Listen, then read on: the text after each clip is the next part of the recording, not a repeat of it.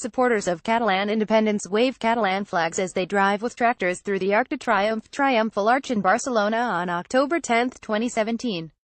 Jorge Guerrero Fugiti Images. The man at the center of the political crisis ripping apart Spain has just attempted to pull off the impossible, both declaring that his native Catalonia has the right to secede from Spain and then immediately making clear that he wouldn't actually be seceding.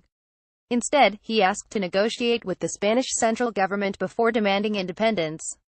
The comments from Catalan President Carles Puigdemont on Tuesday stopped short of the full and unilateral declaration of independence that had been expected, since part of his region overwhelmingly voted to break away from Spain earlier this month in a highly controversial independence referendum.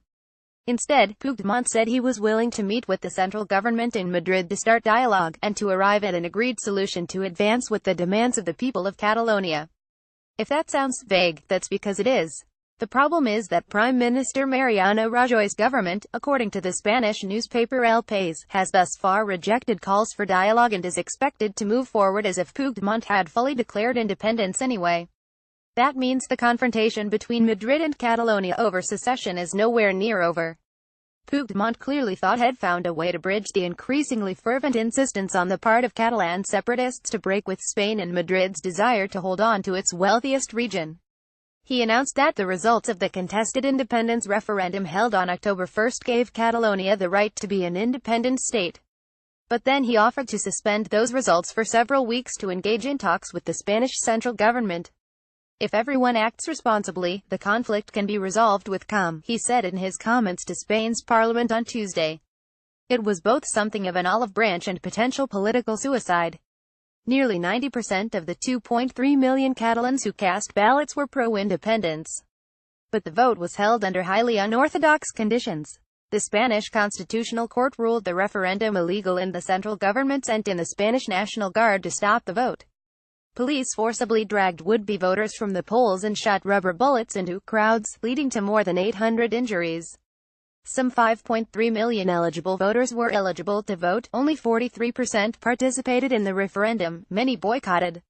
Now the Spanish Prime Minister Rajoy must decide if he will employ the so-called nuclear option, Article 155 of the Spanish Parliament, which allows him to suspend the Catalan regional parliament and assume control of the region. That won't go over well. Barcelona has become a city of protest in the weeks since the referendum. The city of Barcelona has been roiled by protests. First came those who stood with the separatists, demanding the right to vote, carrying the Catalan flag. Then came those who protested police brutality, and stood with the independence-minded Catalans, demanding a right to speak. Photo by Chris McGrath, Getty Images. But in the past few days, a shift has taken place. On Saturday, thousands dressed entirely in white, their palms painted to match, held signs saying "Let's talk," a demand for dialogue between Madrid and Catalonia. And on Sunday, hundreds of thousands of demonstrators, many bearing the Spanish flag, walked the streets demanding unity with Spain. These were the so-called silent majority of voters who did not believe Catalonia should secede. Meanwhile, the tremendous uncertainty has already had an impact on business. Banks and multinational corporations based in Barcelona have begun the process of relocating their headquarters elsewhere in Spain. European Union leaders have repeatedly told the Catalans to back down. Barcelona's Mayor Ada Colau has also asked Rajoy and Puigdemont to come back from the brink and find a way toward mediated agreement.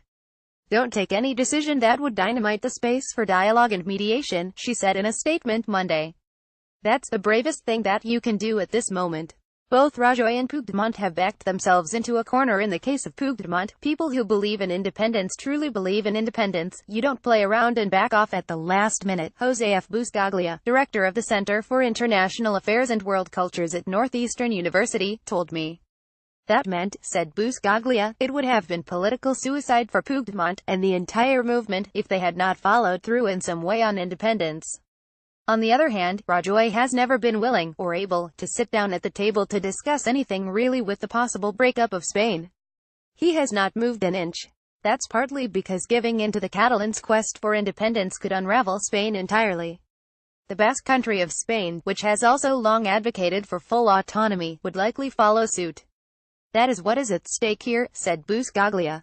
That is what everyone fears and no one wants to name. I don't think people think there would be a new civil war, he added, but Spain could really disintegrate, at least as we know it. Correction: an earlier version of this article initially said 5.3 million eligible voters boycotted.